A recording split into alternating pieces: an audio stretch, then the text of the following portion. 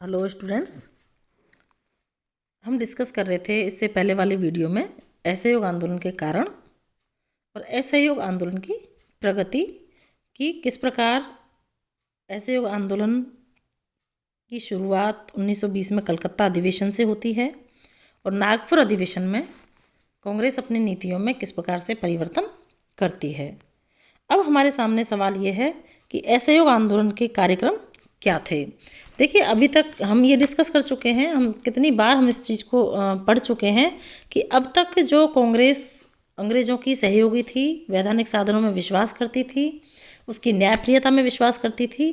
यहाँ आकर या इन पीछे जो हमने कारण दिए हैं, उन कारणों के पश्चात वही कांग्रेस अपनी नीतियों में परिवर्तन कर लेती है और उसके जो कार्यक्रम होते हैं आने वाले असहयोग आंदोलन के, वो कौन से होते हैं। देखिए, सबसे पहला जो कारण लेते हैं हम, उन्होंने कहा, अब उन्होंने डिसाइड किया कांग्रेस ने कि उपाधियों और अवैतनिक पदों का त्याग किया जाएगा, है ना। कांग्रेस अर्थात अंग्रेज़ों से प्राप्त उपाधियों का और अवैतनिक पदों का त्याग भारतीय करेंगे। इसी प्रकार स्थानीय संस्थाओं से मनोनीत सदस्यों को अपने पदों से त्याग करना होगा। तीसरा पॉइंट है कि सरकारी दरबारों और उत्सवों में सम्मिलित नहीं होना है और नए सरकार द्वारा आयोजित या सरकारी अफसरों के सम्मान में आयोजित सरकारी उत्सवों में सम्मिलित होना है। मतलब उपाधियों का त्याग हो जाता है, अवैतनिक पदों का त्याग करना शुरू हो जाता है, स्थानीय संस्थाओं के मनोनीत सदस्यों को अपने पदों को त्याग किया जाता है, सरकारी दरबारों और उत्सवों में शामिल होने का शामिल नहीं होना है, इस चीज़ को वो अपने कार्यक्रम में शामिल करते हैं। साथ ही सरकारी या सरकारी सहायता प्राप्त या सरकार द्वारा नियंत्रित स्कूलों और कॉलेजों का बहिष्कार, ये इनके कार्यक्रम में शामिल होता है कि सरकारी कॉलेजों का बहिष्कार, सरकारी स्कूलों का बहिष्कार किया जाएगा। साथ ही वकीलों और बैरिस्टरों द्वारा सरकारी अदालतों का बहिष्कार किया जाएगा। सैनिकों, क्लबों और श्रमिकों द्वारा मेसोपोटामिया के लिए भर्ती से मनाही की जाएगी कि कोई भर्ती सेना में नहीं होगी। साथ ही सुधारों द्वारा स्थापित होने वाली व्यवस्थापिका सभाओं का भी बहिष्कार किया जाएगा। विदेशी वस्तुओं का बहिष्कार किया जाएगा। तो इस प्रकार से यह कार्यक्रम निषेधात्मक, एक तरह से मनाही कर दी गई थी कि इन कार्यों को हम नहीं करेंगे। हम ये कहें कि ये कार्यक्रम का, ये असहयोग आंदोलन का निषेधात्मक पक्ष था। अब सवाल ये है कि इसका रचनात्मक पक्ष क्या था। भाई, इन चीज़ों का हम बहिष्कार करेंगे तो हम क्या करेंगे। तो जिन जिन बातों को हम इसके एक सकारात्मक पक्ष में लेते हैं, या रचनात्मक पक्ष जो होता है असहयोग आंदोलन का, आगे उनका डिसाइड होता है या नीतियाँ होती हैं, कार्यक्रम होता है कि सरकारी शिक्षण संस्थानों के बदले, भाई ये तो मना कर दिया कि सरकारी स्कूलों और कॉलेजों में एडमिशन नहीं लिया जाएगा, अध्ययन नहीं किया जाएगा। उसके बदले क्या किया जाएगा कि सरकारी शिक्षण संस्थानों के बदले राष्ट्रीय स्कूलों और कॉलेजों की स्थापना की जाएगी। साथ ही सरकारी अदालतों के स्थान पर पंचायतों की स्थापना की जाएगी। विदेशी वस्तुओं के बहिष्कार के साथ साथ स्वदेशी वस्तुओं का प्रयोग किया जाएगा। इसके लिए घर घर में हाथ से कते सूत से और जुलाहों के हाथ से बुने स्वदेशी कपड़ों का प्रचार किया जाएगा। इसके अलावा हिंदू मुस्लिम एकता और अस्पृश्यता का निवारण किया जाएगा। तो इस प्रकार से हम ये कह सकते हैं कि असहयोग आंदोलन के जो कार्यक्रम हैं वो निषेधात्मक और रचनात्मक दोनों तरीके से होते हैं कि क्या नहीं किया जाएगा। तो जब ये चीज़ें नहीं की जाएंगी तो कोई ऑप्शन तो होना चाहिए ना साथ में। तो साथ में उसकी जगह क्या किया जाएगा, भी विदेशी वस्तुओं की होली जलाई जाएगी, विदेशी वस्तुओं का प्रयोग नहीं किया जाएगा, तो उसकी जगह स्वदेशी को अपनाया जाएगा। या सरकारी कॉलेजों, सरकारी शिक्षण संस्थाओं में अध्ययन नहीं किया जाएगा, अध्ययन अध्यापन, तो उसकी जगह अपने राष्ट्रीय स्कूलों या कॉलेजों का निर्माण किया जाएगा, है। और इसी के साथ सरकारी अदालतों की जगह स्वदेशी पंचायतों की स्थापना की जाएगी। तो इस तरह से असहयोग आंदोलन शुरू होता है, कांग्रेस की नीतियों में ये परिवर्तन होता है। तब क्या होता है आगे, जब प्रगति इस तरह के नीतियाँ स्टार्ट हो जाती हैं कांग्रेस की, तो महात्मा गांधी क्या करते हैं कि अली बंधुओं के साथ समस्त देश का दौरा करते हैं और जनता को आंदोलन में भाग लेने के लिए प्रोत्साहित करते हैं। गांधी जी के नेतृत्व में 1929 में यह आंदोलन प्रारंभ हुआ। इसे भारत का प्रथम जन आंदोलन भी कहा जाता है। इसमें हिंदू मुसलमान दोनों ने भाग लिया था। विद्यार्थी स्कूल और कॉलेज छोड़कर पूरी तरह से आंदोलन में कूद पड़े थे। असहयोग के आरंभ में सर्वप्रथम महात्मा गांधी ने ही अपनी कैसरे हिंद की उपाधि का परित्याग किया था। तो ये कहा था ना कि सरकारी उपाधियों का त्याग किया जाएगा। इसके लिए उदाहरण के लिए महात्मा गांधी ने अपने कैसरे हिंद की उपाधि का त्याग कर दिया था। बाद में बहुतों ने अपनी उपाधियां लौटाई थी। हजारों वकीलों ने वकालत करना छोड़ दिया था। देश भर में अनेक राष्ट्रीय शिक्षण संस्थानों की स्थापना हुई और हजारों की संख्या में लोगों ने चरखा कातना शुरू कर दिया था। लाखों कांग्रेसी स्वयंसेवक बने। हाथ की कताई और बुनाई को प्रोत्साहन दिया गया और स्वदेशी कपड़ों का तेजी से प्रयोग होने लगा। विदेशी वस्तुओं का बहिष्कार किया गया और शराब तथा विदेशी कपड़ों की दुकानों को घृणा की दृष्टि से देखा जाने लगा। मादक वस्तुओं के बहिष्कार से सरकार को गंभीर आर्थिक क्षति भी उठानी पड़ी थी और नव सुधार योजना के अनुसार बनी व्यवस्थापिका सभाओं का बहिष्कार किया गया था। परंतु इसमें आंदोलन को विशेष सफलता नहीं मिली, क्योंकि अवसरवादियों तथा राजभक्तों ने इस अवसर से लाभ उठाया था और उन्होंने क्या किया कि उनसे धारा सभाएं भर गई। फरवरी 1921 में ड्यूक ऑफ कन्नौज के आगमन का बहिष्कार किया गया और उनका स्वागत हड़तालों द्वारा किया गया। अनेक स्थानों पर विदेशी वस्त्रों की होली जलाई गई। नवंबर 1921 में प्रिंस ऑफ वेल्स का भारत में आगमन हुआ था, जिसका समस्त देश ने बहिष्कार किया। 17 नवंबर 1921 के दिन, जिस रोज युवराज का आगमन हुआ, सारे देश में हड़ताल की गई थी। युवराज का अभिनंदन पूरे देश में हड़तालों से उसका विरोध किया गया था। जहाँ जहाँ वो गए पूरे नगर जीवन विहीन एक तरह से हो गए थे। विदेशियों को विवश होकर उस दिन व्रत रखना पड़ा था, क्योंकि होटलों के नौकर भी हड़ताल पर चले गए थे। तो हम ये कह सकते हैं कि पूरा देश इस आंदोलन में अपने अपने तरीके से कूद पड़ा था और किसी भी स्तर पर सरकार का या सरकारी आयोजनों का सहयोग करने के लिए, समर्थन करने के लिए, भाग लेने के लिए तैयार नहीं था। अब आंदोलन इतनी तेज़ी से चलेगा तो सरकार की दमनकारी जो नीति है या सरकार का जो दमन चक्र है वो भी उतनी ही तेज़ी से चलेगा। तो सरकार ने भी अपनी पूरी शक्ति से असहयोग आंदोलन को कुचलने का प्रयास किया। सरकार ने स्वयं सेवक दल गैर कानूनी घोषित कर दिया गया और सारे देश में गिरफ्तारियां होने लगी। मारपीट, लाठी, गोलीकांड, अंधाधुंध रूप से सरकार द्वारा जैसा दमन अपनाया जा सकता था, सरकार ने पूरी तरह से लोगों पर अत्याचार किए या पूरी तरह से लोगों का दमन किया।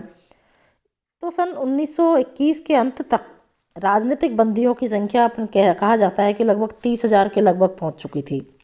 बहुत से कांग्रेसी नेता, अली बंधु, CR दास, मोतीलाल नेहरू, इनको सबको जेल में बंद कर दिया गया। दिसंबर 1921 में अहमदाबाद में कांग्रेस का अधिवेशन हुआ और इस अधिवेशन में असहयोग आंदोलन को तीव्र करने का निश्चय किया गया था और सविनय अवज्ञा आंदोलन चलाने की स्वीकृति भी दे दी गई थी। इसमें महात्मा गांधी को कांग्रेस का मुख्य कार्यकारी अधिकारी नियुक्त किया गया था।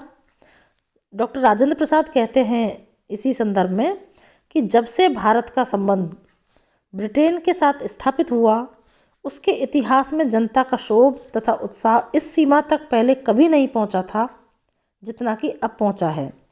इस दीर्घ काल में देश को अपने इतने अधिक सुपुत्रों की स्नेहपूर्ण और अडिग सेवा पहले कभी प्राप्त नहीं हुई थी। जनता को अपनी योग्यता में तथा अपनी कठिनाइयों को स्वयं दूर कर लेने की क्षमता में इतना प्रबल विश्वास पहले कभी नहीं रहा था। अहमदाबाद अधिवेशन में महात्मा गांधी ने हिंसा की भी निंदा की और व्यक्तिगत तथा असहयोग आंदोलन द्वारा अधिकारियों के दमन का सामना करने के लिए जनता से आग्रह किया। तो इस प्रकार हम ये कहें कि असहयोग आंदोलन पूरी तरह से अपने उफान पर था। इधर जनता अपने आंदोलन के प्रति पूरी तरह से समर्पित थी, पूरी तरह से विरोध प्रदर्शन जिस प्रकार से असहयोग करने के लिए अडिग थी, दूसरी तरफ से सरकार का दमनकारी चक्र भी उसी तेजी से जनता पर चल रहा था। इसी बीच क्या होता है कि भारतीय नेताओं ने कांग्रेस और सरकार में समझौता कराने का प्रयत्न किया और इस संबंध में नेताओं का बम्बई में एक अधिवेशन हुआ था, सम्मेलन हुआ था, परंतु यह बहुत ज़्यादा सफल नहीं रहा। और फरवरी 1922 के दिन महात्मा गांधी ने भारत के वायसराय को एक पत्र लिखा जिसमें उन्होंने सरकार की कठोर नीति की निंदा की और सरकार को यह चेतावनी दी कि यदि 7 दिनों के भीतर सरकार अपनी नीति में परिवर्तन नहीं करेगी तो बारदोली में सत्याग्रह आरंभ हो जाएगा। इसी समय गोरखपुर जिले के चोरा चोरी नामक स्थान पर एक दुर्घटना हो जाती है। 5 फरवरी 1922 को एक जन समूह ने वहाँ के लगभग 21 सिपाहियों और एक पुलिस दरोगा को थाने में जिंदा जला दिया। इसी समय मालाबार में और बम्बई में भी कुछ दंगे हो जाते हैं। महात्मा गांधी ने देखा कि जन आंदोलन हिंसात्मक रूप लेता जा रहा है और अहिंसात्मक रूप खोता जा रहा है और जनता में हिंसक प्रवृत्ति बढ़ रही है। इससे वे बहुत ज़्यादा दुखी हुए और उन्होंने आंदोलन को स्थगित कर दिया। तो बारदोली में कांग्रेस की कार्यकारिणी ने स्थगन के प्रस्ताव पर विचार किया और प्रस्ताव स्वीकृत हो गया। गांधी जी के इस निर्णय से कुछ लोग बहुत नाखुश हुए। अनेक नेताओं ने, विशेषतः मुस्लिम नेताओं ने, जिन्हें सत्य और अहिंसा का सिद्धांत पूर्णतः समझ में नहीं आया था, गांधी जी के इस निर्णय से असंतोष प्रकट किया। क्योंकि सुभाष चंद्र बोस ने भी कहा इस घटनाक्रम के बाद कि राष्ट्रीय संघर्ष को ऐसे समय पर बंद करना अत्यंत दुखदायी था जब जनता का जोश सबसे उच्च शिखर पर था। लेकिन गांधी जी के आंदोलन स्थगित करने के कई कारण थे, जिसमें एक तो क्या था कि सभी नेता, प्रमुख जो नेता थे, वो जेल में बंद थे और जनता का मार्ग प्रदर्शित करने वाला कोई भी नेता नहीं था। क्योंकि लगभग जिस प्रकार से सरकार का दमन चक्र चला था, सरकार ने सभी नेताओं को जेल में बंद कर दिया था।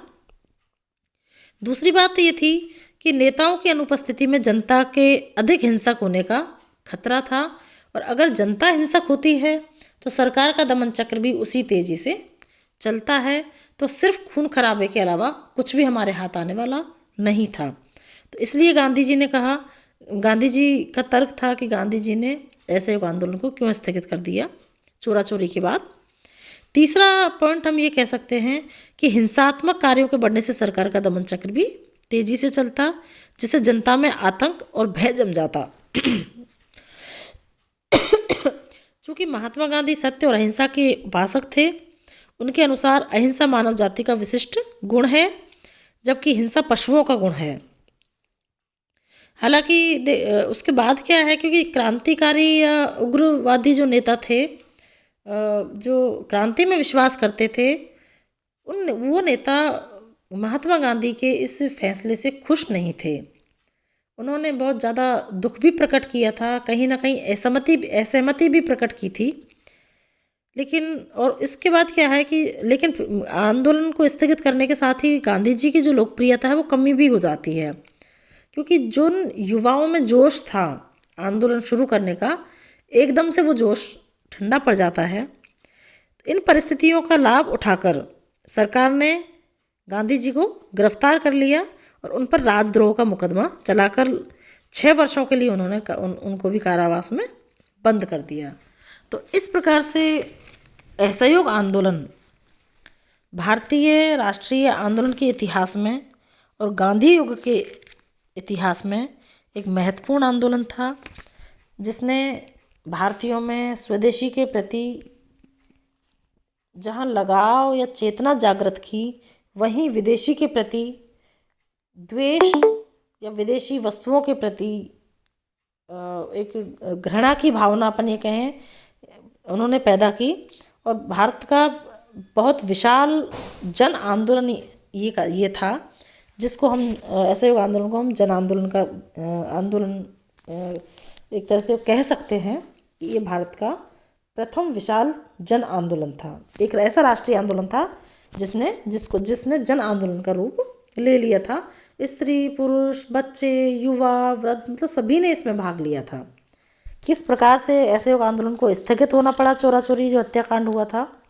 और इससे क्या होता है कि भारत का युवा वर्ग कहीं ना कहीं शुद्ध होता है और इसी का फ़ायदा उठाकर महात्मा गांधी को गिरफ्तार कर लिया जाता है। अब सवाल ये उठता है कि जिस कारण से असहयोग आंदोलन चलाया गया था या जो उद्देश्य कांग्रेस ने अपना कार्यक्रम या नीतियां या उद्देश्य बनाया था, उस उद्देश्य की प्राप्ति तो नहीं हुई। तो क्या असहयोग आंदोलन असफल रहा या हम इसको सफल मान सकते हैं? क्या हम इसका मूल्यांकन कर सकते हैं? इस मूल्यांकन पर हम विचार नेक्स्ट वीडियो में करेंगे। इसको हम यहीं ख़त्म करते हैं। धन्यवाद।